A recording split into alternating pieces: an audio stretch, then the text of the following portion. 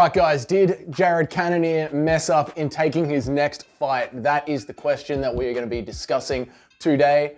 But first, before we get into that, I want to say thank you to Could It Bejic. We were talking about what is going to be next for Michelle Waterson. I think he came up with the perfect answer.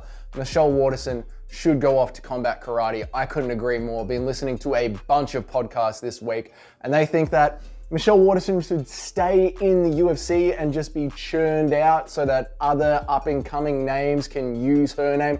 The classic, a old, well-known fighter should be kept around just so a new up-and-comer can come up and destroy them, a la Tony Ferguson versus Paddy Pimblett.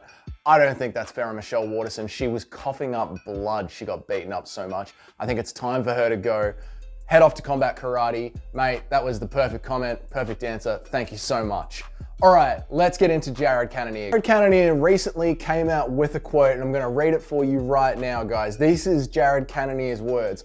I personally feel that I have a bigger claim to the next title shot is naming Dricus du Plessis. Everybody else is naming the winner of Costa versus Chimaev, but I have a bigger case. I feel I have a bigger stake or claim for the title, and I'm in a better position than all those guys. I am more highly ranked than all of them. Well, the UFC rankings just got reworked. He is no longer highly ranked than Dricus du Plessis, but I still think Jared Cannonier has one of the best cases to have a go at Sean Strickland. Better than Israel Adesanya, better than Dricus du Plessis, better than Robert Whittaker.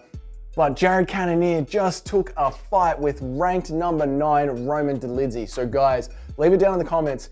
Did Jared Cannonier mess up? The way I look at it, guys, is there are two options for Jared Cannonier to carve his path towards the title. There is the Colby Covington, Belal Muhammad, Leon Edwards, sit around and wait, which the UFC hates and does not want to reward. And it would be very easy for the UFC to sort of block Jared Cannonier out for being a boring fighter and not being someone who really can sell pay-per-views. But he had a very good fight against Sean Strickland that a lot of people, myself included, think that Sean Strickland won, and he just won. Jared Cannonier just barely won it on the judges' decisions. Then he fought Marvin Vettori, and let's be honest, guys, he beat the piss out of Marvin Vettori. So all of a sudden, even though Jared Cannonier had a really boring, uninteresting fight with Israel Adesanya is gone. He might get locked up for drink driving. He's not going to get locked up for drink driving, but Israel Adesanya is gone. He's out of the picture right now. He needs to take some time off, and according to Israel Adesanya, in his own words, his next fight will just be for the fun of it.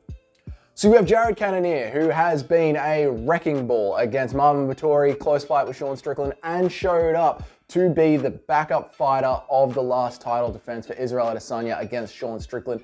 How does it not make sense to have a Sean Strickland, Jared Cannonier rematch and just sit around and wait for it? Now, that's one option that he could have made. But there is another option to carve your way towards the title, and that is to take out all the contenders. We are talking about the Max Holloway, Robert Whittaker path. Now, this path is far more risky, but it gets you paid and it keeps you in the good graces with the UFC and with the fans and the audience. If you can create the sort of viral, loud noise on the internet where people are just demanding that you are the next title contender, it is very hard for the UFC to say no to you.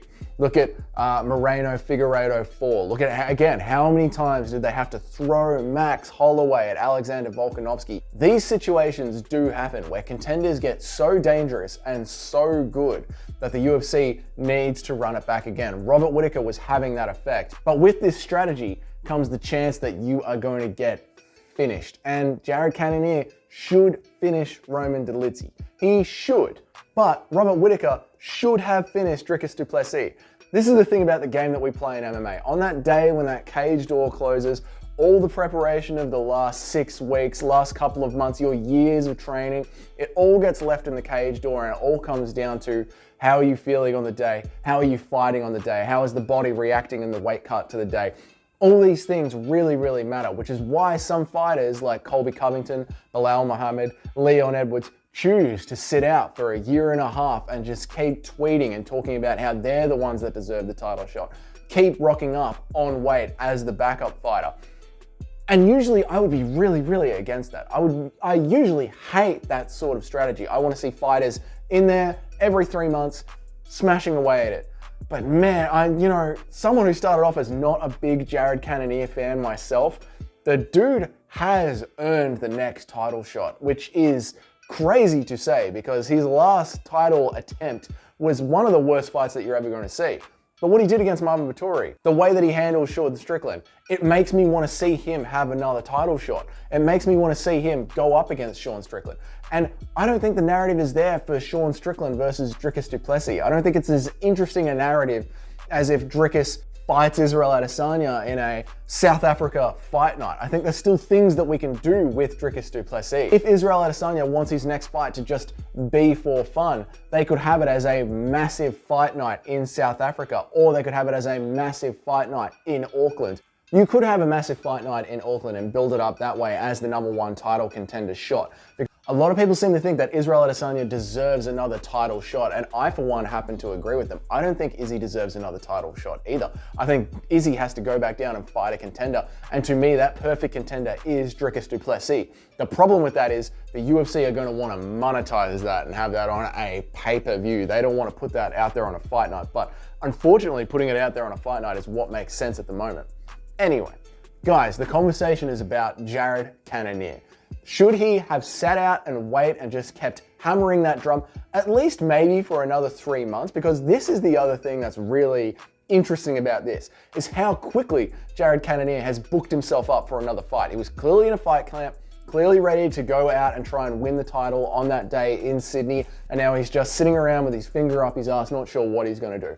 But I think for at least 3 months, 4 months, he should have just hammered the UFC, hammered Twitter, done interviews, get on any podcast that he could, get himself out there and keep pleading his case until Sean Strickland gets booked against someone. But right now, Sean Strickland isn't booked. So why is Jared Cannonier booked? I mean, book yourself when the champion books himself and you know that you're not the one that's going to do it, and then go out and smash the contenders. Very, very interesting decision by Jared Cannonier. Do I think that Jared Cannonier messed up? I do. I think he should have sat around and waited at least to see until Sean Strickland has his next fight and then get his name in the mix. Try and get himself on the same card as Sean Strickland so he's always there nipping at the heels. Jared Cannonier chose not to do that this time. Guys, if you've been enjoying these videos, consider clicking subscribe. Let me know your thoughts down in the comments, and I'll see you all in the next one.